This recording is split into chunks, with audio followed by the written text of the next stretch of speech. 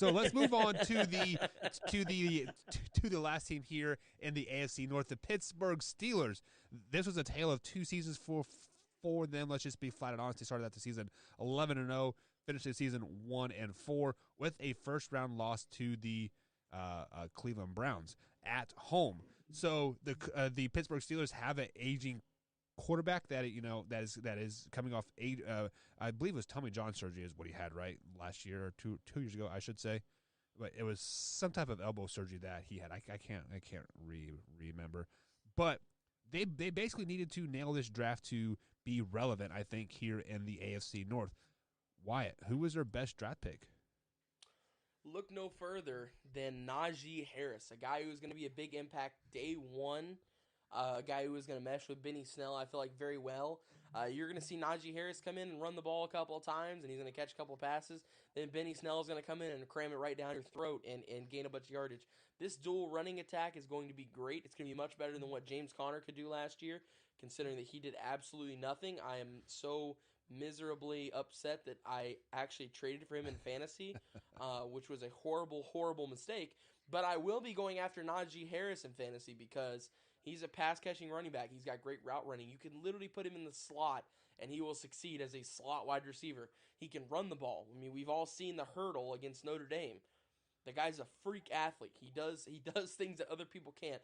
And in my opinion, he is the best running back out of this draft and a day one impact guy for the Pittsburgh Steelers. So their first rounder, Najee Harris, was the best pick for them for me. So why you were on the show when we talked about Vanilla Wafer leaving the Steelers and going to the Baltimore Ravens and saying that they pass like 80% of the time. So how can a running back be the best pick when they're going to pass the ball 80 to 90% of the time anyways?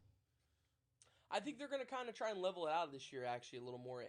And also, so I think first off, let me start with this. I think they're going to level out the passing attack this year and go with a little more running.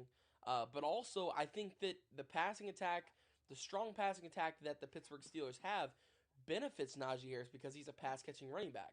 I think there's a reason why they went after him and not Williams from, say, North Carolina in the second round. I think there's a reason why we saw them go after Najee Harris right there, because running back was a bigger need they have, and this guy fits their system. He can go out and catch some passes for you if you need. He can go out and he can run the ball for you if you need. He can pass block. He really does everything. Like I said, he's the best running back in this draft, and I think that the Pittsburgh Steelers benefit in every way in their passing and rushing game with this addition. He might even be a returner. Who knows? We'll find out shortly. But like I said, a day one impact starter for me. Interesting. Tori, what about you? So I have best picks. So I'm going with Kendrick Green and Dan Moore Jr. So they're third and their fourth round pick. So Kendrick Green can step in day one, start at center, or he can play guard. You got Dan Moore, who's going to come in and play tackle. This is an aging offensive line. You know, you started to see it. They let, as Buck says, Vanilla Wafer go this offseason. Vanilla Wafer. Alejandro Villanueva will forever be known as Vanilla Wafer. Vanilla Wafer. Show. I love it. But those are probably the two best picks. They made two really good picks. Like I said, they went with the guy that can play center or guard. You know, they got Dan Moore, who's a fourth round pick, but is a day one starter at tackle, in my opinion. So I actually really like those picks because we've talked about it before. It all starts up front. You know, eventually Ben's going to be gone, but why not give him just a little bit more protection right now? Try to make that one final run and that one final push to another Super Bowl, and then you're still set up for the future. They picked up Dwayne Haskins, and I think actually him being in Pittsburgh for the maturity level will actually be really good for him. One key term that you said there is they had two really good picks. Was the rest of their picks bad then, Tori? Well, the first round pick was bad. I am not a Najee Harris. But the thing is here's the thing. I'm going to quantify this by saying I do not think Najee Harris will be good this year. I think his second or his third year, he's going to go the King Henry route, where it's just going to be like, I can see that. Is this going to be a bust or not? And then, like, what was it? It was the King Henry's third year. He just annihilated everybody, busted onto the scene. And I think Najee Harris is almost going to take the same route. So, bada bing, bada boom, year 3, it is going to be King Najee. So, who is the worst pick for the Pittsburgh Steelers then?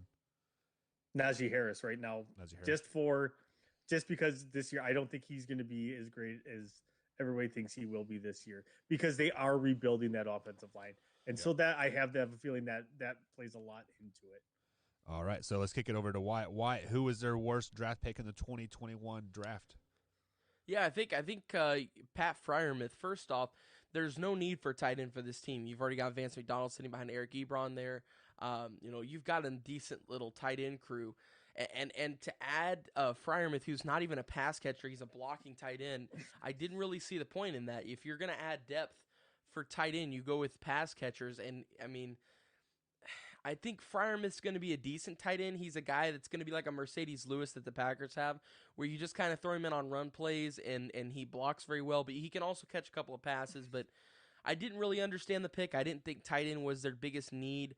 At the same time, this guy literally cannot catch a ball to save his life. He is a blocking tight end. Now, you can learn to catch. You can work on it over time, but I don't know. I think after a certain point. Think about what I just said, though, Wyatt. They're rebuilding that offensive line. So in that retrospect, I can see why they took a blocking tight end in the second round. Yeah, but I just don't think he'll get time. Eric Ebron's a clear-cut starter there. Right, but he's a receiving tight end. He's not much of a blocking tight end. So if you're going to try to rebuild your line to give your quarterback a little bit more time or try to open up a little bit more of a hole, you're going to want that blocking tight end in there. And because I agree with you, I'm not a fan of that pick either. But the more I talked about it, I'm like, okay, I'm thinking about this, and now that pick makes sense. Yeah, I mean, he can definitely benefit. Played a lot of max protect. Yeah, I mean, he can definitely benefit, and that's why I'm not really going to give the Steelers that bad of a rating. But he could definitely benefit the offense, but I don't know. I feel like this guy is going to be a third stringer, and I feel like the pick is going to be used for absolutely nothing. But we'll see. We'll see. I could be totally wrong, and Freiermuth could be a week 1 starter, and he'd come in and block for him. The problem they're going to run into, though, if they're switching Ebron and Freiermuth, is if you see, okay, Vance McDonald retired. Okay, if you see Freiermuth come on the field, then you know it's a run play, or most likely a run play. Defenses will pick up on that. And if you see Ebron come out, you know it's most likely a pass play. So defenses are going to pick up on that. That's the only worry I have about them doing that is having a clear-cut receiving tight end and a clear-cut blocking tight end. Because once again, Freiermuth cannot catch a ball. Just because he's blocking doesn't mean it's a run play. He can pass block too. Well, I know, but you don't bring on you don't bring on a tight end to block on a pass play. That's very rare. I mean, you can do it, but you don't see it very much. Most of the time, your tight ends are out there on passing plays to be some kind of a check down or a post, something to get yardage. No, they're out there usually to block if your offensive line isn't that great. They're out there. They're kind of, it's like I said, they're almost a max protect person. So Jameson says that tight end is referred to as Baby Gronk. So we will only see, as time will tell, through the 2021 season. But Wyatt, you've been hitting at this B- all night. Is this time where you drop that B-? I dropped the B- on the Bengals. Okay. This right here, though, I'm not dropping a B-. I'm dropping a B+. It was a pretty solid draft, I'd say, overall. Like I said, wasn't a big fan of Freiermuth, the tight end out of Penn State with the second-round pick, so I did give him a deduction on that. But other than that, all around, it was a good draft. I like the pick of Najee Harris, like I talked about earlier. And once again, Freiermuth will absolutely make it. I think he will make an impact for this team. Do I think it'll be a huge impact or an impact that a second-rounder should make? No, I don't think so. So, like I said, I give him a B+. It was a good draft. It was a very good draft. So, Tori, are you going to drop the D on the Steelers? No, they get just a B- for me. So it's like I said, I'm not a fan of the Najee Harris pick this year. I think eventually, yes, he becomes the running back that we all think he is. Isn't that the story of all Alabama running backs, though, if you think about it? Well, except for Eddie Lacy, who started off hot and then ate his way out of the league. That's true. But like you think about, like Mark Ingram was slow at the beginning. He was good, but then he popped off there at the end. Derrick Henry slow, then pops off. Now, I mean, hey, I think you could be right. Absolutely, Najee Harris could be slow and then pop off in the end.